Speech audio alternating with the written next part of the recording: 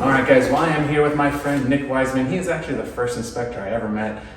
We didn't really get into frequent contact until a couple months later, but since then, Nick has become my go-to guy. I have him do all my pretty much personal projects. He probably does about half my clients. I have to recommend 3 people, but I definitely push him as my top tier choice. I backed out a few deals because of his recommendation, but I've definitely moved forward with a lot more because of them. So Nick's fantastic, especially when it comes to the older properties. Anything over 30 years, he's really a specialist in that. But just gonna throw the floor to Nick real quick. Nick, tell us a little about yourself, how long you've been in the business, all that good stuff. Hey guys, I'm Nick Wiseman with Wiseman Home Inspections. Been in business for 8 years now. Been in construction for almost 24 years. Went to school to learn how to build houses. And later on did the home inspection courses and got state licensed. I've also always been in construction and still in construction. And we currently buy houses, rehab houses, and are currently in the process of starting a construction company as well. Oh, nice. So, and as you can tell, we're actually in one of his rehab projects right now. So this one is it's an older house that they're basically transforming into a new build. After the interview, we're going to take a tour around the house, do a mock inspection, so we can kind of show you some of the important things. yeah. But let's do this, Nick. Let's just kind of jump into it. We're going to start with some more basic questions and then advance to a little more complex ones. So kind of looking at the home inspection process, I guess if you could explain in the most basic terms, what happens during a home inspection? So the most important thing is we look at the 5 major components of the house, which is your roof, structural, HVAC, plumbing, and electrical. Those are the most important things to get into the home inspection to make sure you do a thorough job inspecting these items. These are the most expensive items to fix on your home, so obviously those are the most important things. And the exterior of your home obviously protects everything inside, so we always start with the outside first to make sure we're good to go there and document everything that needs to be repaired and make recommendations. After that, we get into all the smaller items, things that sometimes can be tedious and overwhelm a report, but if you actually get it broken down and think about it, it's not that big of a deal, and you can usually get through those things pretty easily. That makes sense. And then during a typical inspection, how long would you say a seller or a buyer should anticipate to be there on a usual one? So if you're going to be there for the full home inspection, plan to be there anywhere from 2 to 4 hours. Okay. So a normal size home between 1,000 square feet to let's say 3,000 square feet, we typically can get those done in 2 hours if the house is in decent condition. When they start taking longer than that, we're probably finding a few things that may not have been maintained properly or just haven't been upkept. So now there's a few other things that will come about from that not being taken care of. So we got to document as much as we can to take care of you on everything. However, sometimes if you're talking with the client, the house could still be in good shape and still take you a longer time. Sure. So typically it's best you always show up to the inspection, but we usually ask that clients come about an hour into it, because then we've gotten through at least the major stuff and we're going through the minor stuff, and we can talk to you while we're doing the inspection, not be distracted from anything major. No, that's huge. I always tell my clients, do I have to come? It's going to be on the report, yes, but it's so much better detail when you go in person. And that's good. And then I know that Buckeye Lake House I had you inspect, I felt like we were there all day long. We didn't have a seller a buyer or anything, so one of those things. How much on average does it cost to get a home inspection, and does it change depending on the size of the house? Yeah, so we do 2 categories. We have up to a certain square footage is $350, and then beyond that is $400 or $375, and then after 4,000 square feet, we add an additional 10 cents per square foot. Because usually once you get to that size of a house, you're talking extra HVAC equipment, extra plumbing equipment that needs to be inspected as well. So it helps cover our time. But the average home inspection usually is between $350 and $450. Gotcha. And then obviously there's additional items if you have wells, septic, things like that can increase the price. But the average home inspection is $350 to $450. Perfect. That's not a bad price right there. Awesome. And then I know you kind of already answered this, but when you're doing the inspection, the buyer being there, how important is that truly, compared to what's on the report versus what you're telling them in written? So an uneducated buyer on construction side of things, it's pretty important that they be there at some point to go over things, because it might be difficult for them to review the report and actually understand what the report's telling them. Right. Because they might not understand the verbiage, even though I try to use verbiage that's usually universal and understood by most people. However, that's not always the case. Some people may still not even know that. Sure. It may be, for instance, a single mom that's a nurse or something that has nothing to do with construction at all, might not know what any of this means. And then, then you've got to take time and try to talk to them over the phone, Right. and try to explain the pictures to them, and they may still not get it. So sometimes hands-on educating a buyer in person goes much smoother, in most cases. So if you're not real familiar with construction and you don't have somebody that you can send the report to, that you can visit with, that you trust, it's important that you show up to the inspection. Perfect. And one thing that I love about Nick in particular here is that like some inspectors, I feel like they scare people or they'll avoid stuff, right? And I feel like you shoot straight, but you don't like use verbiage that scares people. No, that's what because everything on a home can be fixed, and some things are very expensive, some things are not. But everything on a home can always be fixed. So something about the home made you want to, go in a contract with it. So you should always try to see at least before you back out what maybe it costs to get it fixed. So. No, I love that. That's something I definitely tell lots of people, and I definitely stole it from you. So good stuff there. And then so looking more towards like inspectors in general in the state of Ohio, are all inspectors required to be licensed, or is there kind of ways? You definitely have to be 100% state licensed to be an inspector in Ohio if you're getting paid to do the job. Anybody that's not is breaking the law. Gotcha. That's good to know. I definitely want a licensed inspector in your house, and it's very important for the banks and all that. Make sure you definitely ask them, if they don't have this, their state license on their report, then they're not following the guidelines. So always ask for that if you don't see it on the report to make sure you hired an actual licensed inspector. No, that makes sense. Yeah. And then referring to the report, how long is that on average? I would say, a very well maintenance home, your report's like 20 pages. Okay. And then after that, you can get upwards of 40, 50, 60 pages. It all depends on how many pictures we had to put in the report and how many things got written up. So that's fair. It's all based on the home's condition, really. So. Gotcha. Yeah. And so then kind of pivoting a little bit back towards the new builds here. So obviously, clearly you're doing all the work yourself. Yep. So when you're on an inspection, are you allowed to give quotes for repair costs, or are inspectors allowed to do that? You probably can, but you should not. You should not. Okay. Yeah, because there may be further stuff inside the walls. Obviously, we can't see. Right. So you can refer some people, but you should never give a price really, unless you know exactly what it is, because you just maybe did it and it's like very simple or something like that. But you should never give a price, because they may be able to try to come back. Because let's say they don't actually get a contractor out to give a true bid, and you say something's $1,500, and then they close on the deal and they got $1,500 credit. When the contractor comes out, now he wants $4,500. Right. They're mad at somebody, and it's usually you. Sure. So, which you don't want.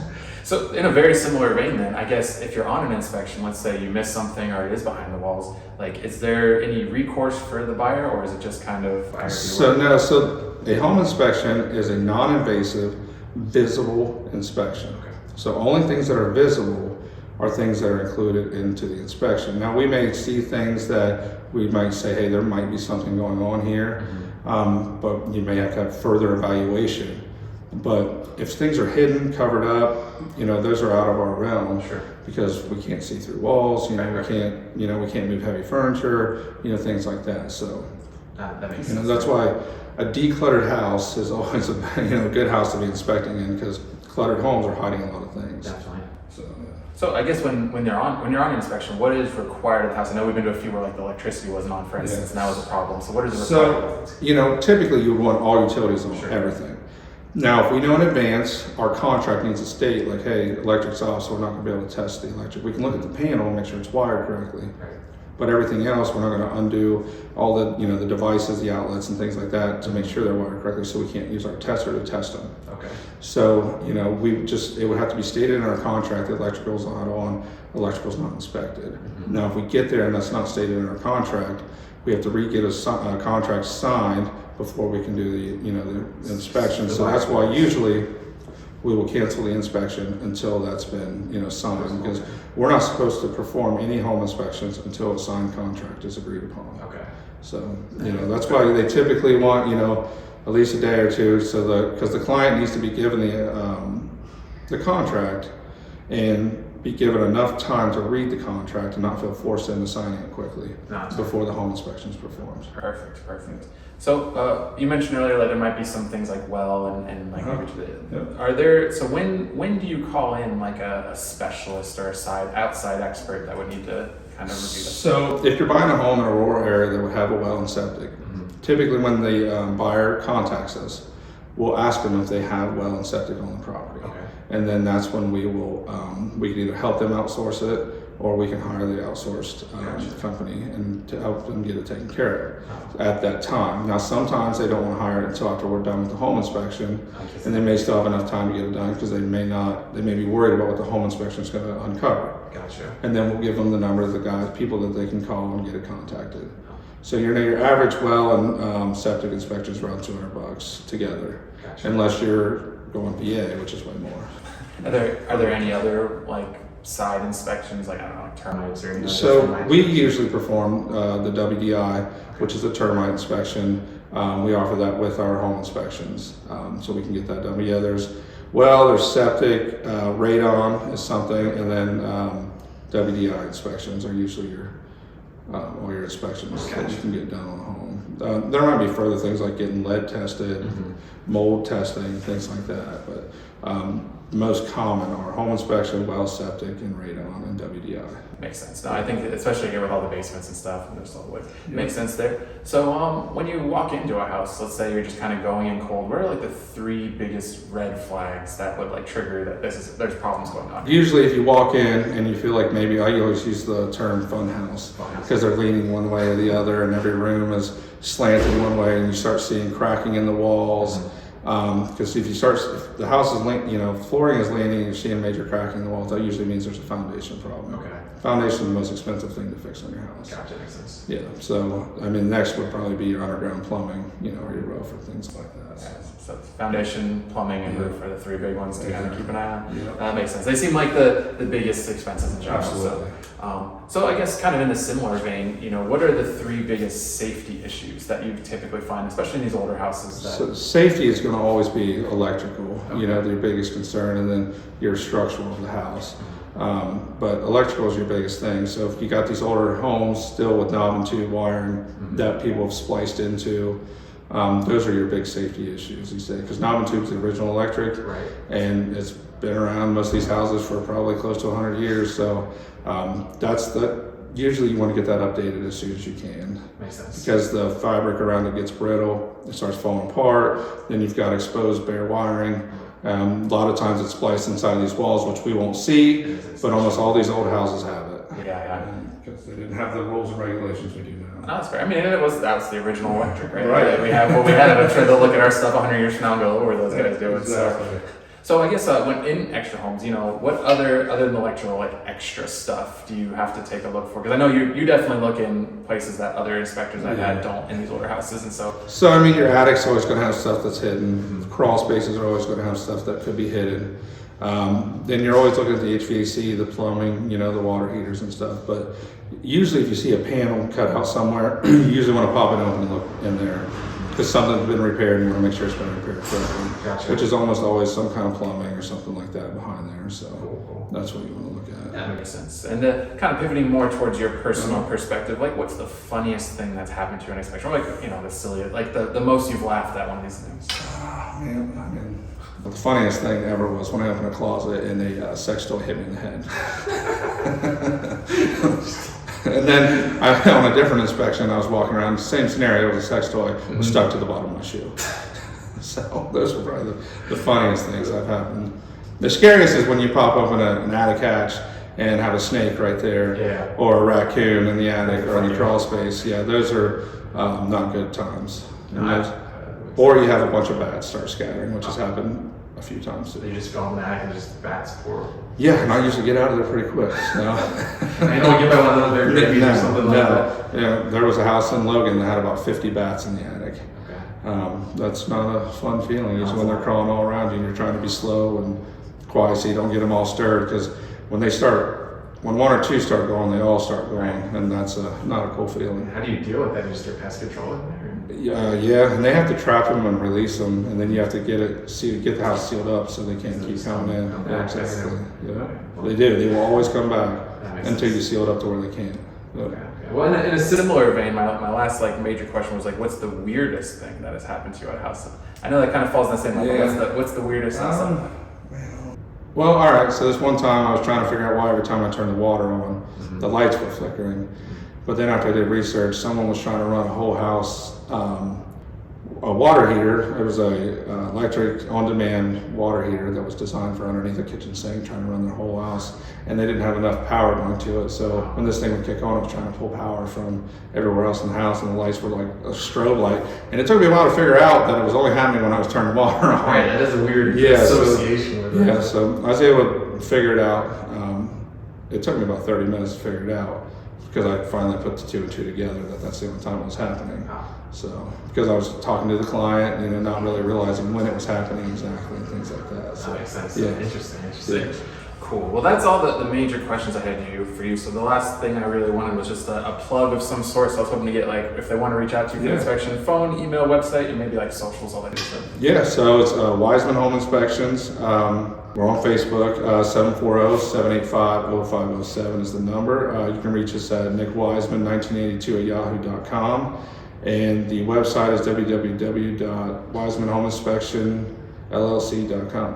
Perfect. Yeah. Well, thank you, Nick. I appreciate you talking. What we're going to do now is do a quick little tour, kind of like a mock inspection situation. Before we go, though, one fun thing I forgot to mention: when we first went out, the first time I met you, you made fun of me for wearing a suit to the inspection. and part of the reason I still do that is because you made fun of me. And so like, I'll make sure anytime we go out, like, I always make sure to dress up just to kind of rub at your face there. Well, you're probably in a full suit, weren't you? I don't know, that was basically where it is situation. But it was summer, it was super hot out. So That's probably why I said it there. It's probably 95 degrees. Yeah, well, definitely good stuff. Yeah. But cool, Nick, I appreciate that. And Let's take a walk. So this is the main panel. This would kind of be, I guess, technically a sub panel, because our main disconnect's outside and it's got availability for breakers. So inside here is a disconnect right here, 200 amps. This is the main service feed. So since this is a secondary panel, all the neutral wires and ground wires, we want to make sure they're always separated. In this case, since we've updated the whole panel, we're going with current code, and most of our breakers are going to be AFCI and GFCI protected, which you need those in all living spaces and bedrooms, and all of your bathrooms and kitchens should always be GFCI. Most of this stuff now, almost all of it has to be AFCI, and some of it needs to be AFCI and GFCI protected. And that's what these breakers are right here. So that's important if you are buying a house that's been rehabbed or remodeled and you see a new panel put in. You want to make sure you get inspected, because all of these are supposed to be updated as well the moment they touch this panel. And that's something you won't usually see done. And it's been done, and it's been inspected by myself, obviously, and it's been inspected by the city. In this house particular that we're remodeling, there wasn't a whole lot of room to have a tanked water heater. So what we are doing is we're going to install a tankless water heater, which is an on-demand water heater. It will be supplied by a 3/4 inch gas line. Our main water line is shut off, is right here, and then here's our feed for our hot water that's going to go back to everything. The on-demand is very efficient. It only heats water when you call for it, and it also will feed up to multiple sources at a time and not run out of hot water. The one we're going to put in here is 9 gallons per minute, which most showers and sinks and stuff are not even going to come close to pulling that per minute. During a home inspection, we'll be testing your outlets, and what we do is we use a tester, and when we plug it in, we're looking to make sure the lights will tell us if everything's wired up correctly, grounded, the neutral and the hot wire is all on the right side of the outlet. This is one of the reasons why we want the electrical to be on, so we can use these testers to tell us if everything's wired correctly. So this particular home has a slab foundation, and usually when we're doing an inspection, we're not going to be able to see the concrete because it's going to have carpet, laminate flooring of some, or tile of some sort. So usually when we're walking around the house, we're looking for areas of the flooring that's dipped heavily, or we're looking around the windows for cracking and doors that are settled and not opening or closing properly. And that would usually tell us on a slab home if there's a structural issue with the slab itself. In this particular house here, as you can kind of look around, there's no cracking, there's no displacement in the concrete, and those would be things that we would be looking for if we were able to see a house in this condition. Here we've got the home where we've redone the exterior siding. We put some new sheeting on it. We made sure it was house wrapped. And then we've also installed the metal roof up top here. So this home in particular is going to be almost a brand new house with just a few things from the original build left in it. There's still some work that needs to be done on the exterior, but as you can see, we've got the siding all done to make sure the exterior of the home is protected. brand new gutters all the way around. We went with seamless. And then we've got the downspout extensions running away from the corners of the home to make sure that we don't have any drop in the foundation on the corners. So it's always good to have your downspouts away from your foundation. On a slab home, 2 to 3 feet is good. Most of your crawl spaces you want 5 feet, and generally speaking, on a basement, you'd want anywhere close to 7 to 10 feet if you can, or if you have a good grade where the water's going to run away from the house faster, you can reduce that a little bit. But typically we'd want to see underground tile drains running away from the home. Thanks for making it through the video. Zach Linder here from Zach Linder and the Zach Pack, powered by Coldwell Banker. Make sure to like, comment, and subscribe. It does support our channel. We really appreciate it. And check out one of these other videos while you're here. Have a great day.